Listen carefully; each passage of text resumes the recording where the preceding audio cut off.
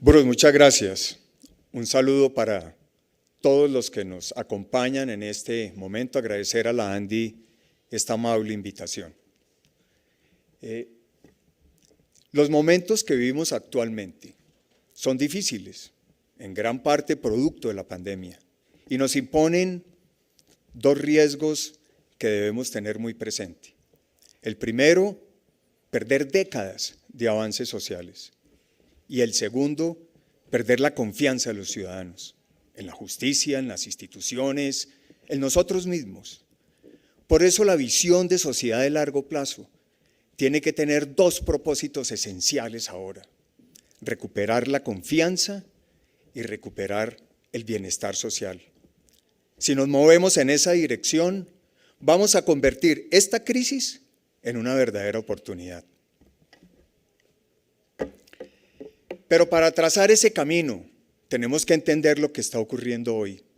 Y hay cambios en la sociedad que vale la pena resaltar. Hoy Colombia es un país donde la mujer es el factor fundamental. 41% de los hogares son mujeres jefes cabeza de hogar. Así lo indica el censo del 2018. Cuando lo comparamos con el censo del 2005, en estos 13 años esa realidad ha aumentado 70%. Una cifra extraordinaria, que es el punto de partida para entender lo que es la sociedad colombiana de hoy. Un segundo factor es que somos una democracia joven. Unos jóvenes que están pidiendo espacio de oportunidad, educación de calidad. Esos jóvenes hoy representan el 34% del censo electoral. Son decisivos, como nunca antes, en las decisiones democráticas. No resistimos más desigualdades, las tenemos de todo tipo, de riqueza. Nuestros coeficientes son un 60% superiores al promedio de los países de la OECD. De género, la tasa de desempleo de mujeres supera en casi 10 puntos la tasa de desempleo de los hombres. El nivel de pobreza de las mujeres es 6 puntos porcentuales mayor que el de los hombres. Intergeneracional.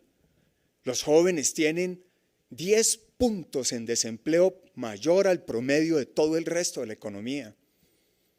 Y las mujeres jóvenes triplican la tasa de desempleo de los hombres jóvenes. Y las diferencias regionales. Departamentos como el Chocó o la Guajira tienen niveles de pobreza 2.5 veces superior a departamentos del centro del país. Esta es la tormenta perfecta que tenemos que revertir para poder construir un futuro lleno de esperanzas.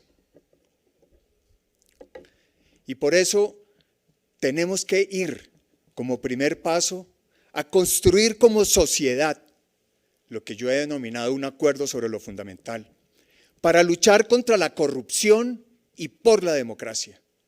Un acuerdo fundamental no entre políticos, sino entre todos los sectores de la sociedad y los ciudadanos, utilizando mecanismos de participación ciudadana que hagan realidad las dos grandes reformas que no hemos podido aprobar en los últimos 20 años, porque no hemos sido capaces a través del Congreso, que son la reforma a la justicia y la reforma a la política. Es la única forma de poder fortalecer nuestra democracia.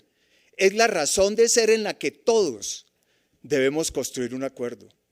La reforma a la política necesita garantizar que la justicia le llegue a los ciudadanos de manera pronta y eficaz, que hagamos realidad el expediente digital, que fortalezcamos ese primer nivel de la justicia en los municipios, en los barrios de los ciudadanos, que hagamos las reformas al régimen electoral y de participación que hoy tienen altas cortes y a la misma estructura de las cortes, y una reforma política que le dé la gran victoria que añoran los ciudadanos: reducir el salario de los congresistas, reducir el tamaño del Congreso, suprimir contralorías departamentales y territoriales, las listas cerradas, obligatorias para poder elegir las personas en los cargos de elección popular, el financiamiento público y la transformación del Consejo Nacional Electoral como órgano rector de lo que deben ser los procesos electorales.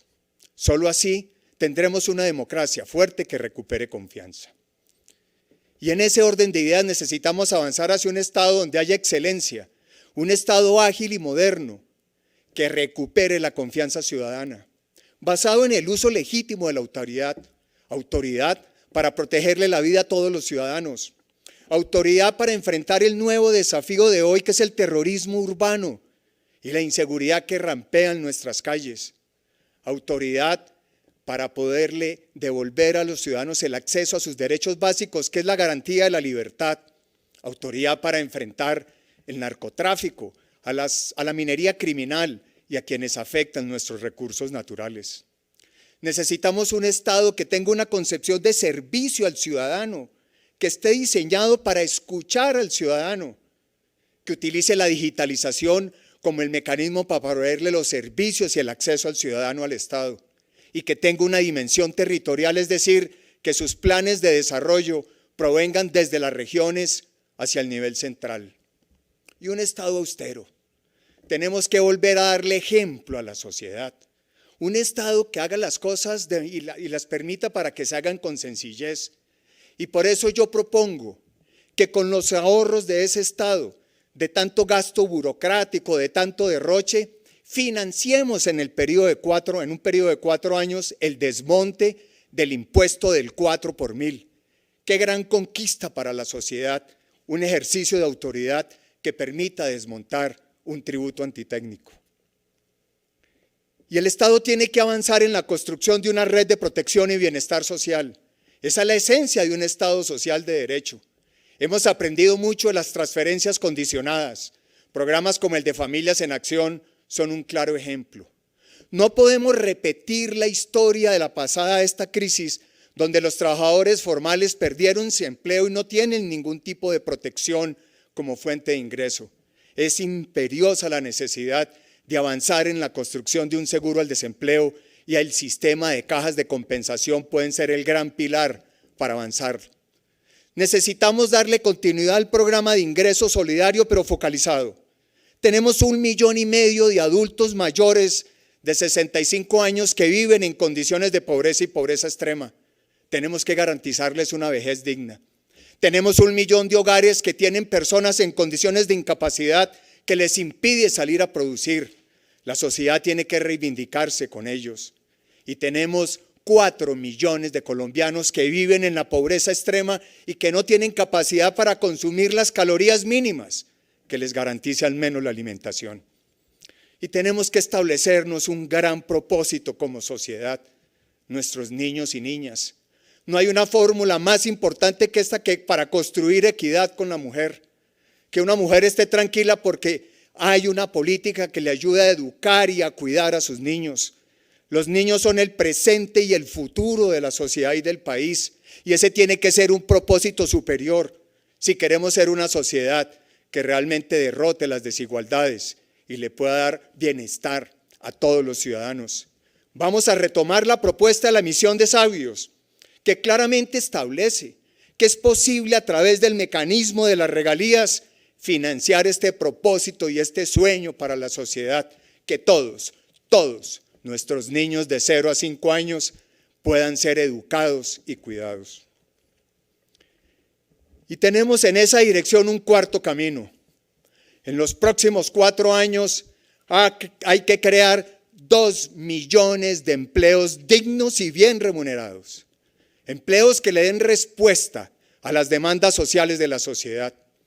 El 8 de agosto del 2022 presentaremos las reformas económicas que garanticen un crecimiento sólido y una sostenibilidad de la deuda.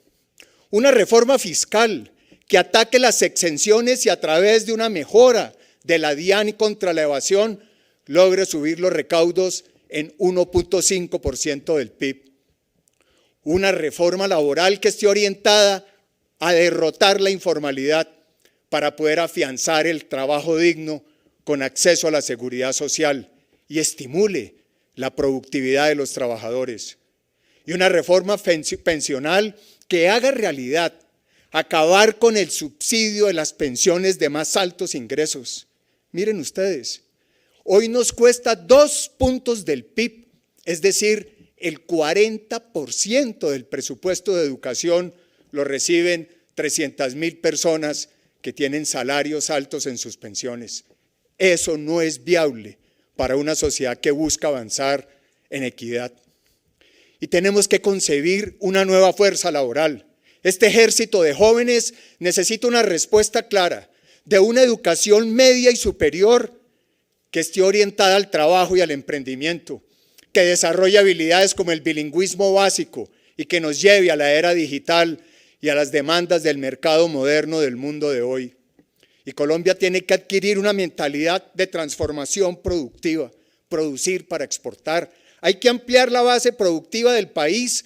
Propongo que en los próximos años nos impongamos una meta de nuevas exportaciones, de nuevos sectores industriales, de servicios, para lograr 20.000 millones de dólares. Es posible.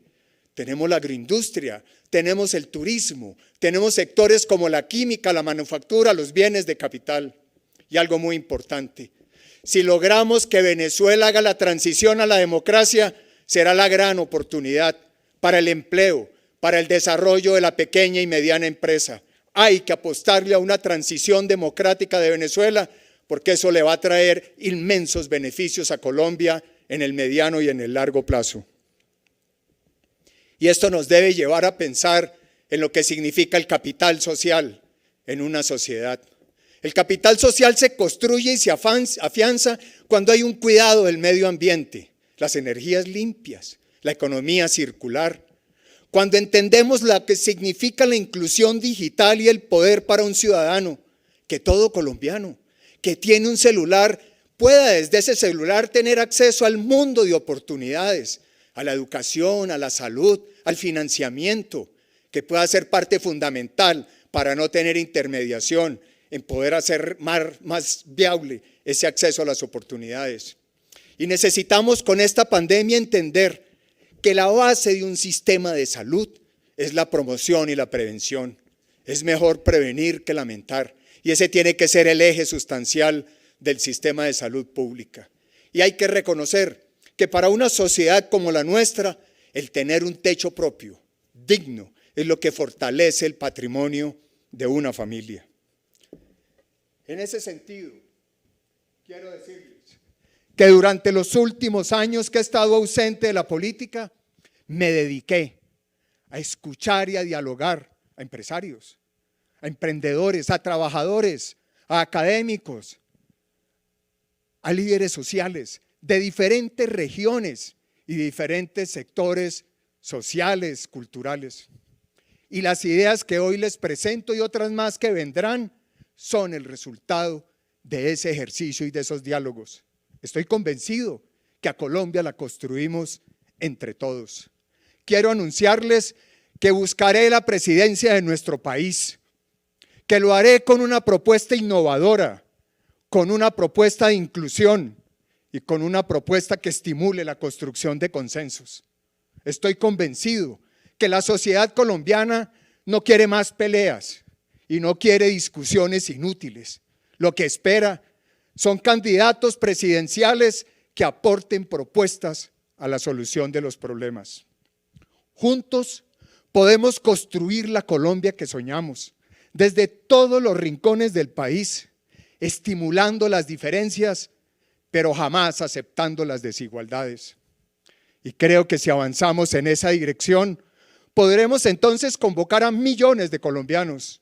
Empezaré desde mi partido y luego buscaré jóvenes, hombres y mujeres de otros sectores que tengan diferencias, pero que coincidan en algo fundamental, cómo construir una sociedad con justicia social y de oportunidad para todos. Colombianos, colombianas, los invito a que juntos construyamos la Colombia que queremos y nos merecemos. Muchas gracias.